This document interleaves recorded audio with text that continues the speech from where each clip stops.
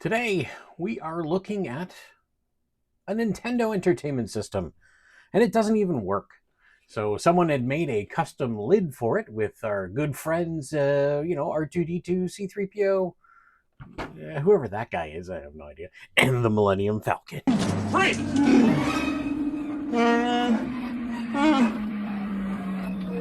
But again, like I said, it doesn't work. So let's see if we can figure out what's wrong with this, because these things never die.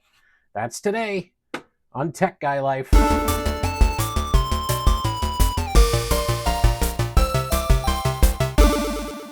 First thing we got to do is let's just try something. So I put a game in, a good copy of Super Mario 3 that I have, and I know it works because it works in mine, and it is really pristine.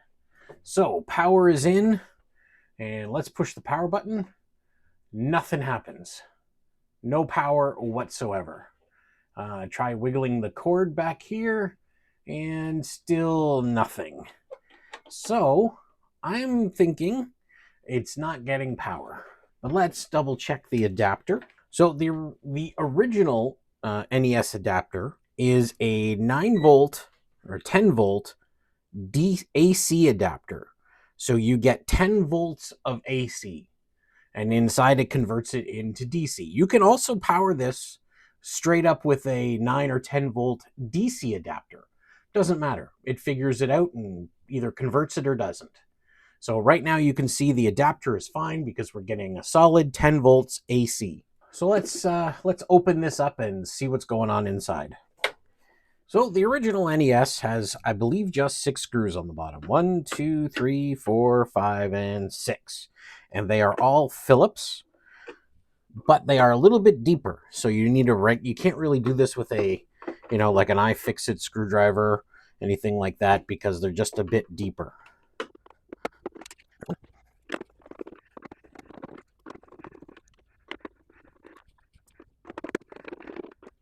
And there are still the 2 screws in there, so 1 and 2. And we'll get this custom lid out of the way. Let's get the shield out of the way. Oh, different screwdriver needed for that. But now we can switch to our regular screwdriver.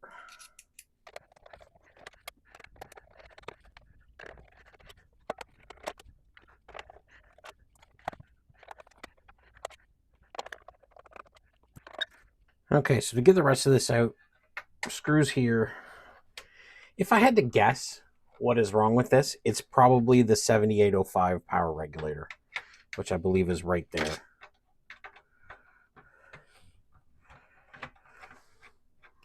But what we need to do is get this to a point where we can plug it in and probe some of those points to see what's going on.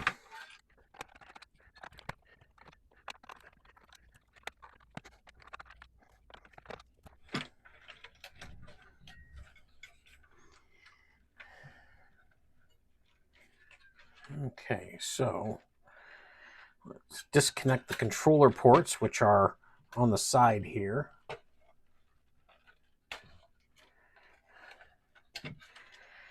And this way we can flip it over.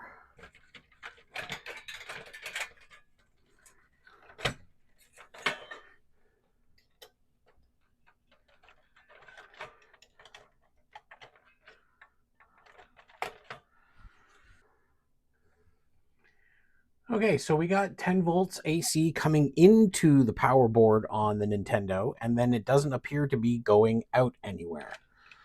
Okay, so I got some weirdness going on with this board, and it's bizarre. So let's just hook up a ground, put it right there, and then so checking the AC coming in, it's suddenly down to 5 volts, which is bizarre. And it's across multiple pins. I do not know what is going on. If we check the AC here, which is the point where it's supposed to go across to the power switch, it's all over the place. And then if I check the first pin on here, the power switch is currently off. So it should only go to here, which it's just all over the place. So what is in between the power switch, the power coming in, and the feed to the power switch? Let me go take a look at that. All right, I'm just getting some very weird results here, and I think part of it is my equipment because I have a really crappy multimeter.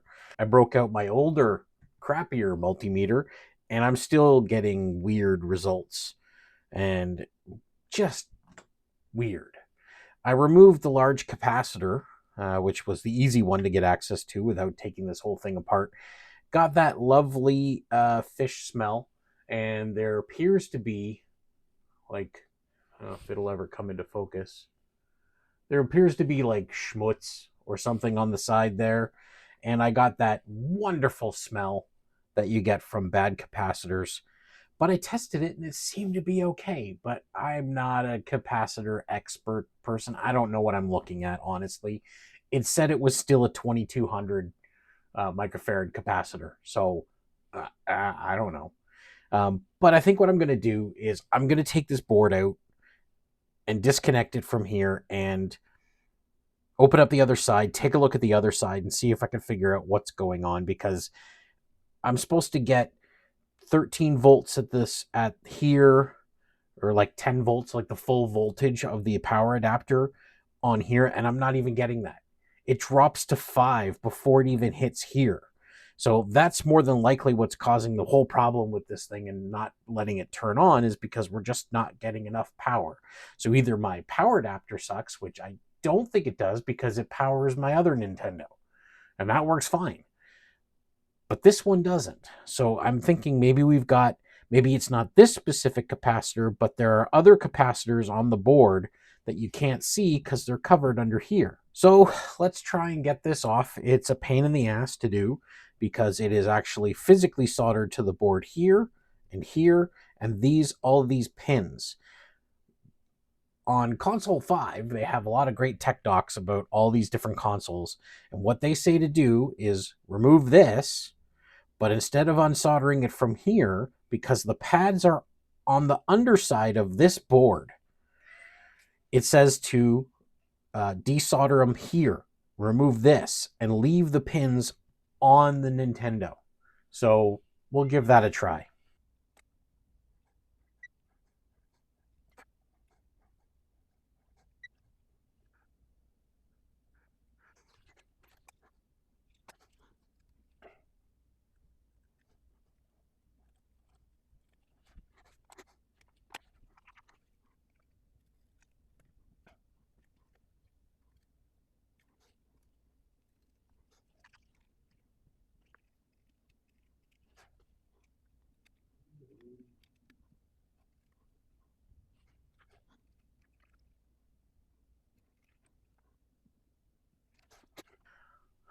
Okay, it actually worked.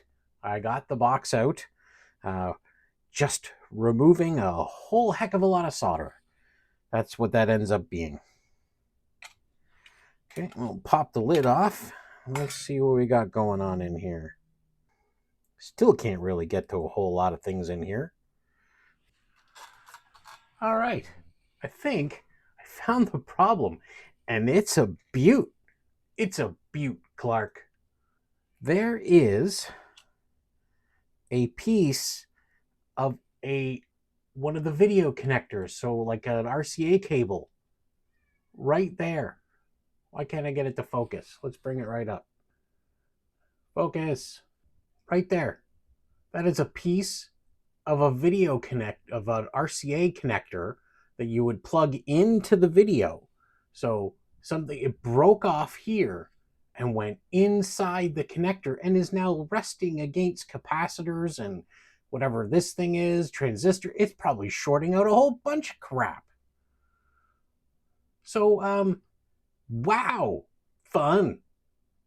Let's get this out of here. I'll just grab some tweezers here, and we will take that out. Look at that. Unbelievable. One of the capacitors does look puffed up, though. That's this one here. So I'm going to check these values out and see if we can replace these. I went ahead and replaced all the capacitors except for the big one. I didn't have any of this one, so I put the old one back in. Just let's see if it works. This one's a little bit easier to replace because you can just pull it out without having to unsolder the whole thing. So let's try to put it back together and see if that shorted video thing was the whole problem. All right, let's give it some power and see what happens.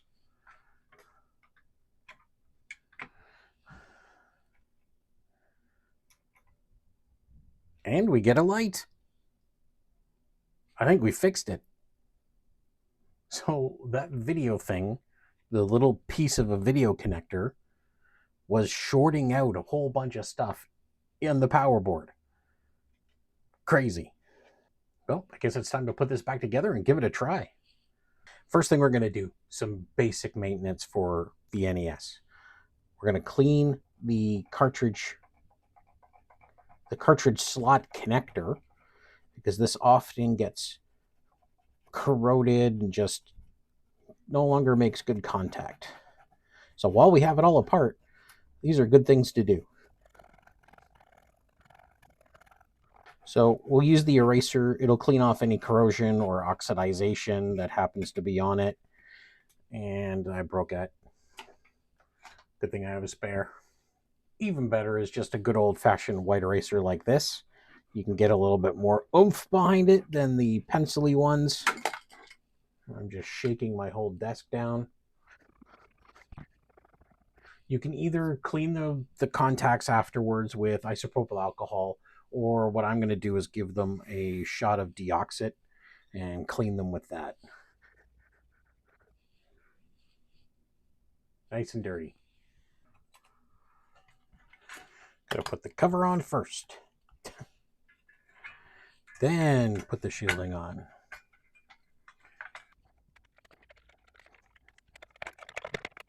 And a little deoxit.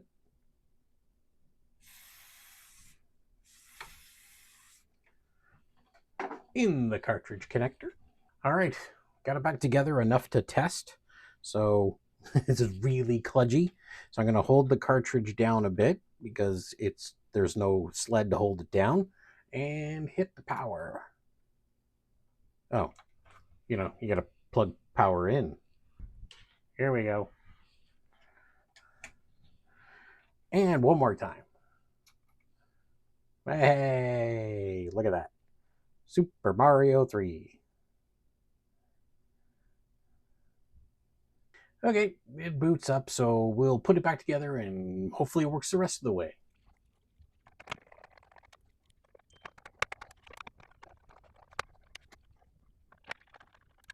So you have to be careful when you tighten down the cartridge slot in the front, because if you tighten it too much, it won't work anymore.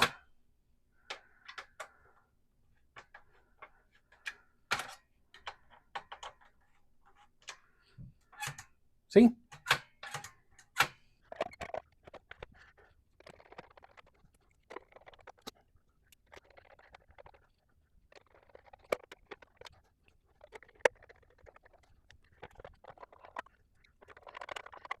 It's all back together again.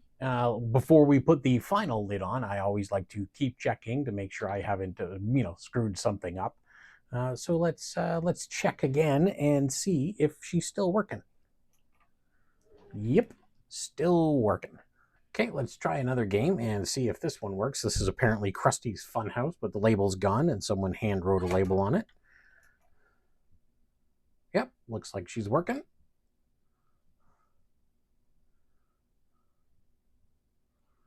See, what other cartridges have I got laying around here? Let's check it out. Let's turn that off. Muppets Adventure. I don't know if this one works. I don't think this cartridge works.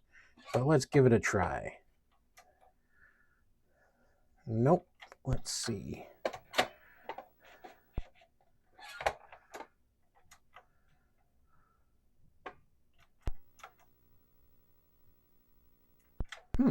Maybe we can try fixing this cartridge after. So here we have the Muppets board, and everything looks just typical, except I don't know if you can see it. You can see on the board, it kind of doesn't really show because of the glossiness, but there is some pitting on and some extra tarnish on the contacts. That's not really causing the problem. What is causing the problem is on this side, this pin right here has lost its contact to the pad. So there is no contact between here and here. And also this one, you can see that little black mark. That is where the trace is gone between the pad and that point. So just to show, so we'll put this on to continuity.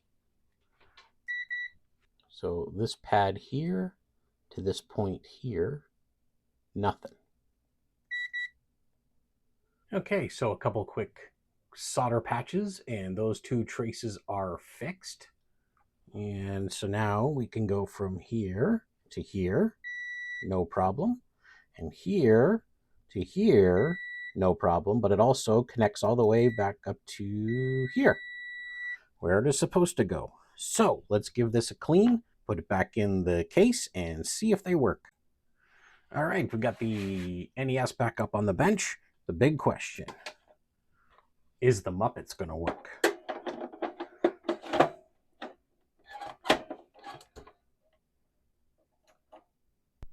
Sorta. Perfect. Look at that. Fix those traces, and now she is working. What a terrible looking game. Could be my video cables, I don't know. All right, so I'd say this was a pretty successful video. We fixed up this NES. I put a new lid on it so it looks like a regular NES. I had a spare, but its problem was it wouldn't turn on anymore. And that ended up being that someone broke off the tip of one of these video connectors, or it could have been the audio connector, could have been anything. Inside the connector, it was broken off, and then when someone pushed in a new one, it pushed it right into the actual unit. And we found this inside the power board, causing a whole bunch of shorts. So that's why it wouldn't turn on, and that's why I was getting all kinds of like weird readings from my multimeter, and that's what was happening. So when we took it apart to try to change the caps, because that's what we assumed what was wrong, we found this. Changed the caps anyway since I was in there, and now it's working. And we also cleaned up and fixed a couple of traces on Muppets Adventures. That one doesn't look fun at all. But anyway, that's it for this video. If you like this kind of content, please like, subscribe, tell your friends and neighbors, and we'll see you in the next one. Bye.